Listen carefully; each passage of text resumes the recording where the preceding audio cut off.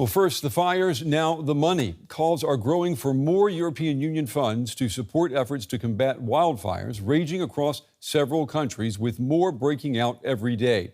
Huge blazes in France and Spain have caused unprecedented evacuations of tens of thousands of people.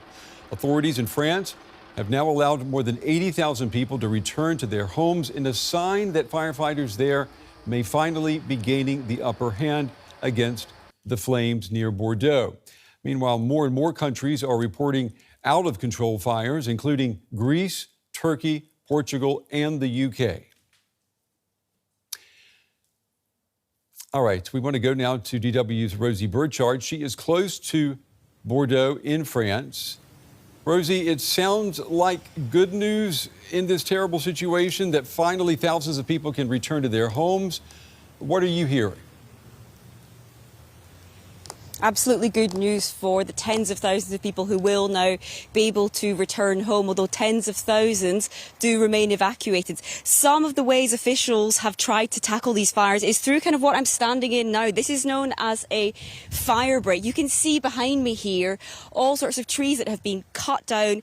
The idea here is to create a barrier to stop and contain these wildfires. That's part of the reason why the flames did not reach the city of Bordeaux, which was one of the big concerns here. Now, that being said, you might also see behind me some firefighters and police officers from what's known as the gendarmerie in France. They have told us we're not allowed to pass any further today because over in that direction there has been smoke rising, and apparently we're told a fire there is now no longer under control. And we were able to pass through this road until now with our press cards, despite the fact this area is evacuated. And I think that may just be a reminder of how quickly things can change, especially when winds pick up. Now, these wildfires, they have forced the question, Rosie, is the EU, is it earmarking enough money to help deal with these types of blazes? We put that question directly to the EU's Crisis Management Commissioner, and she made an appeal to member states to heed her call for a bigger sum of money to tackle crises jointly across this European Union. Now, the EU is currently negotiating its next long-term budget, and that call may be difficult to heed because member states in general, including Germany, are very sceptical of funneling any more funds to the centralised EU funding pot because of strained domestic budgets at home.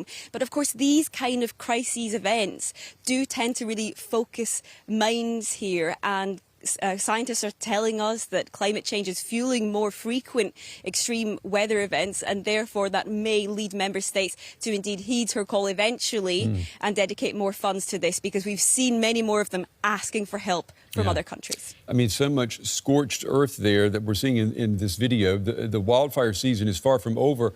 What are firefighters and the many volunteers expecting in the next few days and weeks? Priority here is definitely to stop any areas that have already been scorched from reigniting. But of course, the wildfires are far beyond the borders of France. We've seen firefighters lose their life in the Greek island of Crete in the last few days, and as blazes have also been underway in Spain. So the wildfire season, as you said, far from over. We've got all of August to get through and still September yet. So it seems like this is still a long battle ahead for firefighters. Right. Our correspondent Rosie Birchard there with the latest from France. Rosie, thank you.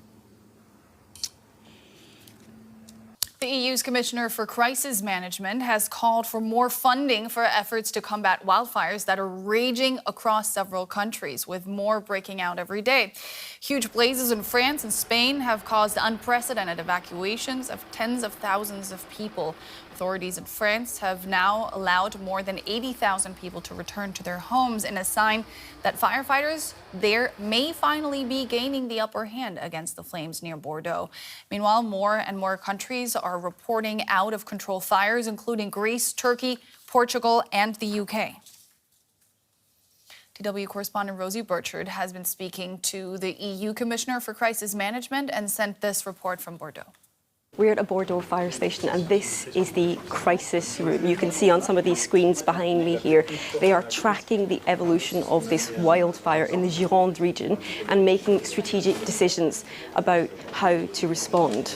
These green lines here are fire breaks. Those are areas where trees have been felled or vegetation has been removed so that there's less fuel for the fire, so that it stops. The fire overall, we're told, is stabilising, though the heat wave which Bordeaux and the surrounding Gironde region has been experiencing has definitely complicated firefighting efforts for those on the front line. So you'll also see other flags on this map. Those represent the other European countries which have sent equipment or technical teams or firefighters to help France in this battle against wildfires. Now, the European Commissioner for Crisis Management was here, and she had a message. She said she was very proud of this coordination work among different European countries, but also that more resources are needed. Climate change is not knocking on our door, it's there. We delivered in March 2025 a preparedness strategy addressing this kind of natural hazards, but all kinds of hazards, and for that we need to have the means. And that's why we proposed a budget of 10.7 billion. I hope that member states will follow our proposal. Now that might be difficult because many EU member states, including Germany, are very sceptical overall of adding more funds to the EU centralised pot, especially with strained domestic budgets at home. Now, we've seen some of these aircraft that have been sent from other European countries to help out here, and France is far from the only European state that has had to call on others for help. We've also seen wildfires raging in Spain and in Greece in recent days, and the expectation is that this will be a difficult summer. Remember, the European wildfire season is still far from over. We still have all of August to get through and September, and many fear that there may be many more battles ahead for firefighters like the ones who work in this building. Let's bring in Francesca Di Giuseppe. She's a scientist with the European Centre for Medium Range Weather Forecast, one of the world's leading agencies for fire forecast modelling. Welcome to DW. Now, the fires we're seeing are the most devastating blazes Spain and France have experienced in decades. According to your forecast, is it going to get better or worse? Well, the risk remains really high and very widespread. The situation is not obviously the same everywhere. Conditions have become somehow more favorable for containment in France and Spain, but now we see that there are concerns in the eastern part of Europe as well, like the Mediterranean, Italy, Greece, also the Balkans, seems to develop a quite dangerous condition. In general, if we look at the long-range forecast that is issued by, is available through the EFI's website, unfortunately also August doesn't look very promising.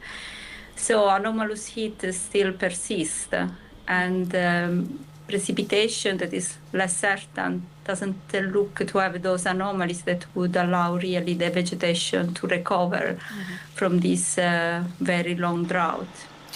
Yeah, you're saying it doesn't look very promising in August. Rain is, of course, what one would hope for. But why are conditions so volatile this summer? Well, this summer has been really a combination of several factors. We have experienced very prolonged heat, very low humidity. Hot nights are particularly important because vegetation and dead fuel are very little, have little opportunity to recover their moisture. And then, of course, we had seen very strong winds in some cases, and then these are very dangerous for wildfire because they change the direction of the flame, so make very difficult for people operating on the ground. In general, we have also seen that there were wetter conditions early in the year, and this seems a little bit counterintuitive, but they encourage vegetation growth, and then this vegetation creates an excess of biomass that create really the perfect storm when a sequence of heat waves hit and dry all this biomass, creating an accumulation of fuel. Scientifically, we call this hydroclimatic rebound, and we are seeing this condition more often now in Europe. Yeah. Your approach is very data-driven. How does the data you and your fellow forecasters gather aim to assist efforts to avoid or, once they happen, fight fires? Well, we combine observation with numerical weather forecast and also fire model. And these observations, of course, are used to try to forecast where and when there is an enhanced risk for fires to occur. Recently, there have been really innovative systems also through the use of artificial intelligence. So we go beyond a little bit weather alone, and we try to integrate also information about vegetation, fuel conditions, but also human behavior, human presence. So to try to forecast not just how flammable is the landscape, but also how more probable is the possibility for an ignition. And this, of course, is helping in terms of early warning. Early warning do not tell really firefighter exactly what every flame will do. It is more to identify where dangerous condition may develop. So agency can preposition resources and prepare public warning or even plan evacuation. That was Francesca Di Giuseppe of the European Center for Medium Range Weather Forecasts. Pleasure speaking to you today. Thank you so much. Thank you.